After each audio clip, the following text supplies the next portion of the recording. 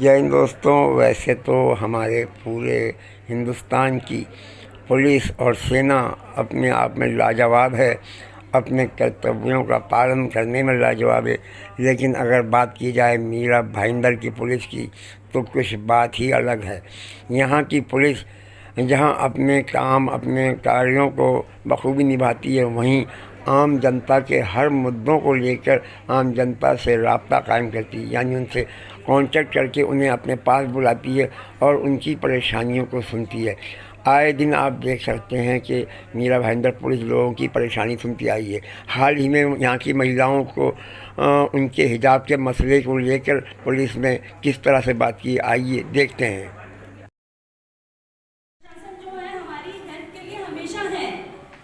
But मुझे ये बताइए कि ये आया है तो सब महाराष्ट्र पुलिस की ओर से हमें क्या सिक्योरिटी मिलेगी, क्योंकि बच्चियां तो मीरा भाईंदर के बाहर भी कॉलेज जा रही हैं।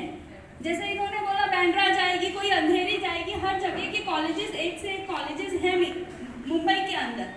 तो हम बच्चियों को मीरा रोड तक सीमित तो नहीं रख सकते हैं, वो जाएंगे बाहर। तो ये हमें अश्योरिटी महाराष्ट्र पुलिस से चाहिए कि महाराष्ट्र में मुंबई में हमारी बच्ची किसी भी कॉलेज में कहीं भी कोई भी एरिया में है और अगर उसको कुछ भी फेस करना पड़ रहा है तो पुलिस की तरफ से हमें कहाँ मदद मिल रही है, कौन सा ऐसा हेल्पलाइन नंबर है जहां हमारी बच्ची डायल करे और उसको इंस्टेंट मदद मिल सके।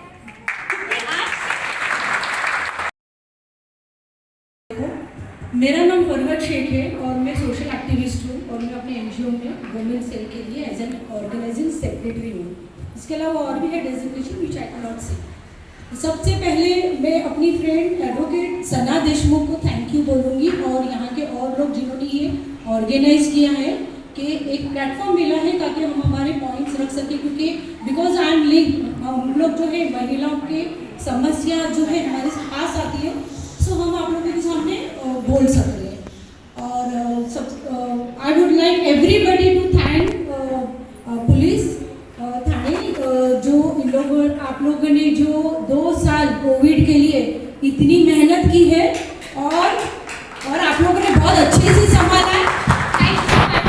आप लोग सबके लिए थैंक्स। और अभी ये जो हिजाब का जो मामला है, ये 2 साल से बच्चे स्कूल नहीं गए, कॉलेजेस नहीं गए हैं, ये ऑलरेडी एक लॉस है।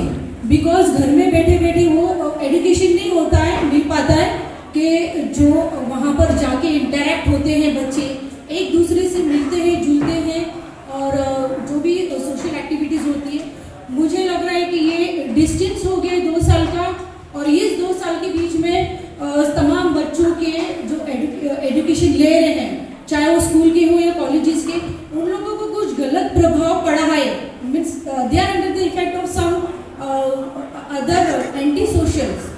सो अब जैसे ये लॉकडाउन खुला है और ये स्कूल्स और कॉलेजेस जो ओपन हुए हैं, सो इसके अंदर ऐसा है कि जो हम वीडियोस वगैरह देख रहे हैं, absolutely they are the youth.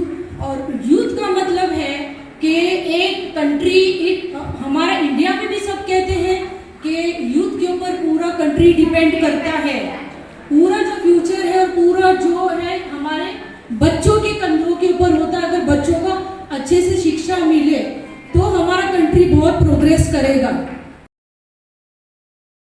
मगर हमारे हिजाब से लेके उनको कभी किसी तरीके का नुकसान नहीं हुआ। तो मेरे यही बोलने का मतलब है कि मीरा भाईंदर ने, सना मैम ने आपसे डायरेक्ट कंसल्ट करने के लिए ये जो प्रोग्राम अरेंज किया, I am thanks for police, I am thanks for Sana ma'am.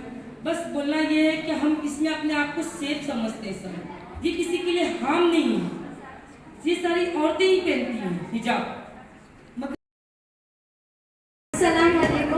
I Ayesha Asamdi from western India school. So आज मैं बस इतना कहना चाहती हूँ कि जो हमें 2 ऑप्शन दिए गए हैं हिजाब और एजुकेशन के बीच के, सो उसमें से हम दोनों सिलेक्ट करना चाहते हैं, क्योंकि हिजाब is also our right and education is also our right. Thank you. Usma Khan ने और मैं मीरा रोड में, देखिए हिजाब का जो मसला चल रहा है, यहाँ पे सभी मुस्लिम और नॉन मुस्लिम आए नहीं है। आज को ये मसला हमारे साथ हुआ है, कल को नॉन मुस्लिम के साथ भी हो सकता है। ऐसा बोले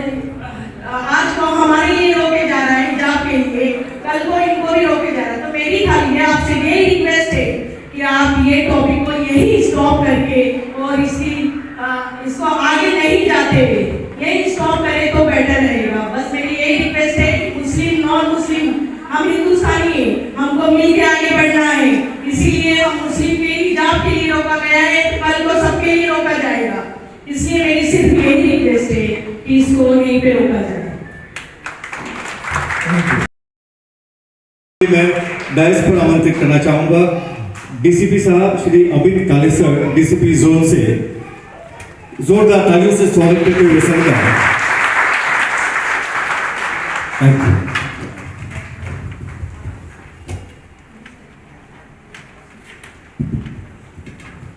नयानगर पुलिस की शांतता कमेटी और नयानगर के पूरी आवाम की जानिब से ये आज मुनक्किद की गई इस बैठक को पधारे हुए सभी का मैं तहे दिल से इस्तकबाल करता हूँ।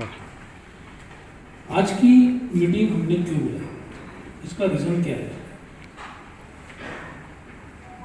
इसका आंसर तब मिला जिस टाइम पे हमारे यहाँ पे जो गर्ल्स है, स्टूडेंट्स हैं, इन्होंने अपनी बात की, अपने दिल की बात हमारे सामने रखी। महिला समिति की स्थापना की गई थी, जो उनके ऊपर अत्याचार हो रहे हैं, कहीं पे डाउरी सिस्टम चल रही है, कहीं पे उनको एजुकेशन को नकारा जा रहा है, ऐसे जो प्रॉब्लम्स उनको आते थे, सोशल प्रॉब्लम्स जो आते थे, उससे लड़ने के लिए मुझे लगता है कि काफ़ी कम बार ऐसा होता है महिला दक्षता समिति की बैठक जो है वो किसी रिलीजियस इशू को बात करने के लिए, उसके ऊपर चर्चा करने के लिए बुलाई जाती है। और उसमें से आज का ये मौका है जिसपे हम लोग थोड़ा एजुकेशनल, थोड़ा रिलीजियस इन चीज़ों पे बातें कर रहे हैं। सबसे पहले तो मेरे मन में ये सवाल आता है, being a citizen of India, being a citizen of this country, कि ये हमारा तुम्हारा आया कहाँ से? ये मन में ख्याल आया कहाँ से? पैदा किसने किया?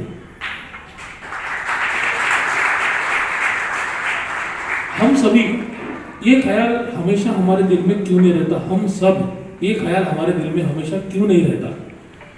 आज टेक्नोलॉजी ने हमें मोबाइल फोन दिया, उसी टेक्नोलॉजी ने हमें व्हाट्सएप जैसी एक चीज़ दी, जिससे चीज़ें आसान, कम्युनिकेशन में आसानी तो हुई है, बट कुछ चीज़ें जो हमें सुनना शायद जरूरी नहीं है, या कुछ चीज़ें जो सच्चाई नहीं है, वो चीज़ें भी हमारे सामने आती है और एक अलग तरीके का माहौल जो है वो पूरे देश में फैल जाता है, जिसे हम रूमर्स कहते हैं।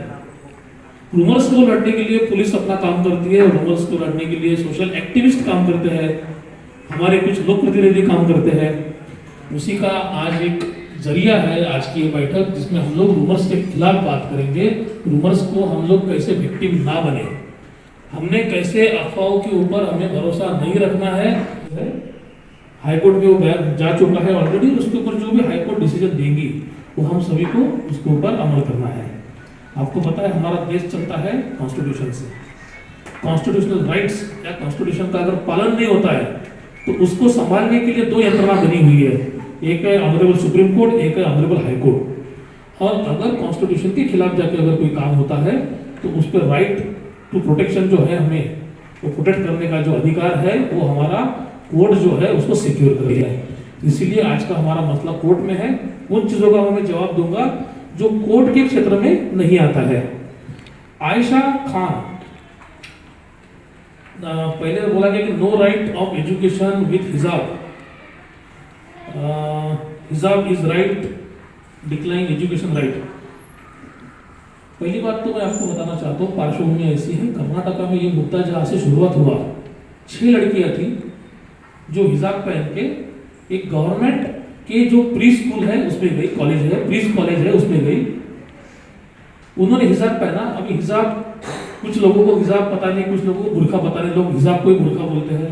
हिजाब क्या होता है, वो कहाँ पहना जाता है, बुर्का क्या होता है, वो कहाँ पहना जाता है, आपके सामने मुझे बताने की जरूरत नहीं है। बट उनको हिजाब पे इसलिए मना किया गया कि एक ड्रेस कोड कॉलेज का बना हुआ था, वो ड्रेस कोड को पहन के आना है। अब कुछ लड़कियों ने हिजाब पहना तो कुछ लड़कों ने केसरी कलर का पहन लिया उसको प्रोटेस्ट करने के लिए। अगर जैसे एक जन ने कहा कि 3 कलर दिखते हैं, ब्लैक, केसरी और ब्लू, तो किसी ने ब्लैक पहना तो किसी ने केसरी पहन लिया। यहाँ से सब मसला शुरू हो गया। कॉलेज का ये बोलना था कि हिजाब पहन के ड्रेस कोड जो है उसका वायलेशन होता है, इसलिए हम लोग हिजाब को परमिशन देंगे नहीं। इस चीज को केसरी कलर पहनने के बाद अलग तरीके का एंगल दिखाया गया और उसी के वीडियोस जो आपके तक आए उसका जिक्र जो है आपने अभी किया कि हमने काफी वीडियोस देखे हैं जिसमें से आपको एक चीज पता चली, वो चीज पता चली। पहली बात तो एजुकेशन ये हमारे कॉन्स्टिट्यूशन ने दिया हुआ राइट है, वो सब सिटीजन के लिए वो बरकरार है। हर सिटीजन को एजुकेशन लेने का राइट है और वो राइट उनसे कोई छीन नहीं सकता है। 10 तारीख को ही सुप्रीम कोर्ट ने कहा कि अब ये सही समय नहीं है इंटरवेंशन का, हम जब सही समय आएगा तब इंटरवेंशन करेंगे। फिलहाल ये जो केस है ये हाईकोर्ट कर्नाटका के बेंच की तरफ सौंपा गया है। हाईकोर्ट कर्नाटका बेंच उसके ऊपर डिसीजन लेगा, उस हिसाब से ये केस चलेगी।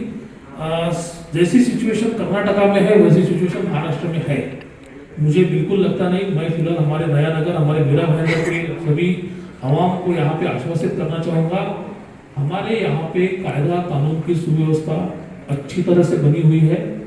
जब से मीरा भाईंदर वसी विराट पुलिस आयुक्तालय की स्थापना हुई है, हमारे दाते साहब, हमारे जयकुमार साहब, इन्होंने एक ही प्रण किया है कि यहाँ पे कायदे का राज्य होगा। जो चीजें कायदे में लिखी हुई है, कॉन्स्टिट्यूशन में लिखी हुई है, उसी का ही 100% अमल यहाँ पे किया जाएगा। जितनी एंटी सोशल एलिमेंट्स है, जो लोग कायदा तोड़ने का काम करते हैं, उनको तोड़ने का काम पुलिस करेगी। मंच पे बैठे हुए DCP Kale sir, ACP Bhosale sir, Bankoti sir और यहाँ आई हुई सारी मेरी बहन है, अस्सलाम वालेकुम। आपको शायद सुन के हैरानी होगी, मेरा पूरा नाम है Yasmeen Inamdar. I am a Muslim और मैं इधर ही मेरा रूम में रहती हूँ और मैंने ये मकाम जो हासिल किया है वो पढ़ाई से किया है, बेखौफ पढ़ाई की है, अपने मुस्लिम कम्युनिटी से कुछ थोड़ा बहुत लड़के की है, क्योंकि आप तो जानते हैं कि हमारी कम्युनिटी लड़कियों को ज़्यादा पढ़ाई में मंजूरी नहीं देती, हरकत लेती है और चाहती है कि मतलब काफ़ी सारे माँ बाप तो यही सोचते हैं कि बेटी को आखिर क्या करना है, किचन में काम करना है तो क्यों इतना पढ़ा है। लेकिन मैं यहाँ पे आए हुए सारे पेरेंट्स से यही कहूँगी कि अपनी बच्चियों को, अपनी बेटियों को बेखौफ पढ़ाएं और जो भी यहाँ पे स्टूडेंट और जो भी आई थी जिनको डर है कि कहीं उनके साथ कॉलेज में कुछ हादसा ना होवे या कुछ किसी इंसिडेंट से वो ना मिले, तो इसलिए यही कहूँगी कि आप बिना डरे आप स्कूल जाएं, कॉलेज जाएं और अगर आपको ऐसा लगता है कि कुछ गलत आपके साथ होने जा रहा है या होने वाला है तो आप बिना डरे पुलिस के हेल्पलाइन नंबर पे कांटेक्ट कर सकती है, पुलिस आपकी ज़रूर हेल्प करेगी। और बिना डरे आप आपकी नया नगर पुलिस स्टेशन से या कहीं से भी एसीपी सर से, डीसीपी सर से, किसी से भी आप कांटेक्ट कर सकती है, आपकी जो भी परेशानी है वो बोल सकती है और बिना डरे आप हर एक मसले से अगर लड़ेंगी तो ही आगे बढ़ पाएंगी, क्योंकि डराने वाले तो ज़माने में काफ़ी सारे हैं। तो बस आज की मीटिंग का यही मैं कहूँगी कि जब तक हाईकोर्ट का फैसला नहीं आता तो उस विषय पे कुछ भी बोलना फिलहाल मुनासिब नहीं है। तो आप बस अपने जैसे डर निकाल दीजिए और जैसे सर ने कहा कि वीडियो थोड़े कम देखिए या फिर वो वीडियो सच है झूठ है उसकी थोड़ी सी वो इंक्वायरी करके फिर आप वो वीडियोस देखें, या फिर जो वीडियोस मोस्टली आपकी नॉलेज में कुछ नॉलेज बढ़ाते हैं ऐसी वीडियोस आप देखा करें जो बिना वजह कम्युनिटी ये करे, हिंदू मुस्लिम में झगड़ा करे। या हम एक ऐसे देश में रहते हैं, भारत देश, इसकी संस्कृति ऐसा बोला जाता है कि हर एक माइल पर बदलती है। और संस्कृति क्या रहती है, तो जिस तरह से एक ह्यूमन इवोल्यूशन हुआ, मनुष्य का उत्थान हुआ, उन्नति हुई, उस तरह से चेंजेस हुए। अगर हम हमारे राज्य की रचनाएं भी देखें तो हम अगर जम्मू कश्मीर में जाते हैं तो वहाँ बहुत ठंड रहती है, तो वहाँ का लिबास, वहाँ का पहनावा उस वातावरण के मुताबिक है। अगर हम राजस्थान जाते हैं तो वहाँ बहुत गर्मी रहती है, तो वहाँ का लिबास, वहाँ का पहराव उस हिसाब से है। बाकी रही बात हिजाब की, तो ये तो भारतीय संस्कृति में हर धर्म में थोड़ा सा अलग अलग तरीके से है। जिस तरह से अगर मैं बोलूंगा कि मैं महाराष्ट्र से हूँ, तर आमच्या महाराष्ट्रात सुद्धा जी परंपरा आहे, जी साडी वापरली जाते, नऊवार लुगडं जे वापरलं जातात, त्याच्या सुद्धा पदर घेण्याची एक पद्धती आहे। आणि जिस तरह से आज 2-3 दिनों से पिछले आंदोलन हो रहे हैं, उसके अंदर हर जो वक्ता भाषण दे रहा है, यहाँ पर भी एडवोकेट मैडम है, बहुत सारे आपके छात्र भी एडवोकेट कॉलेज से है, लॉ पढ़ रहे हैं। तो संविधान ने हमको हमारा जो धर्म है उसका आचरण करने का, पालन करने का स्वातंत्र दिया है। तो मैं आप सभी को आह्वान करना चाहूंगा कि अफवाहों पर, सोशल मीडिया के मैसेज पर सच्चाई जानकर ही विश्वास करें। साथ ही साथ जो कांटेक्ट के लिए एक सर ने बोला आपको सभी को, तो मैं सभी को एक विनती करना चाहूंगा कि इमरजेंसी नंबर बोल के 112 जो महाराष्ट्र सरकार द्वारा घोषित किया गया है, उसको आप मोबाइल में सेव करें। साथ ही साथ न्यायनगर के अड़चनों आपको कुछ है तो एक न्यायनगर पुलिस स्टेशन का नंबर देना चाहूंगा, आप कृपा करके नोट कर लीजिए।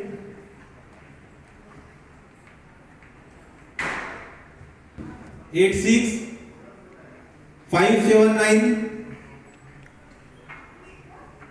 369 49। आप सभी महिलाओं का, विशेषतः जो छात्र आए थे यहाँ पर, उनका मैं बहुत बहुत शुक्रगुजार हूँ कि उनका अमूल्य समय उन्होंने निकाला। साथ ही साथ मैं हमारे यहाँ के जोन 1 के माननीय पुलिस उपायुक्त सर अमित काले सर का बहुत बहुत धन्यवाद देता हूँ कि सर ने यहाँ पर आके उपस्थित रहकर खुद होके इस जो समस्या थी इसको उद्बोधित किया और हमारे सबको मार्गदर्शन किया। साथ ही साथ हमारे स्थानीय एसआईडी के जो असिस्टेंट कमिश्नर मैडम है यास्मीन मैडम, उन्होंने भी यहाँ आकर आपको जो चीजें बताई, कृपा करके उन सभी का आप पालन करेंगे तो इस तरीके से कुछ भी आपको तकलीफ नहीं होगी। और पुलिस प्रशासन के वतीय, स्थानीय पुलिस के वतीय से मैं आपको पूर्ण तरह से वापस से एक बार आश्वस्त करना चाहता हूँ कि आपकी अगर कुछ भी अड़चन हो तो इस नंबर पर आप कांटेक्ट कर सकती है या फिर 112 पे कांटेक्ट कर सकती है। आपको 100% पॉजिटिव रिस्पांस मिलेगा। जय हिंद, जय माता।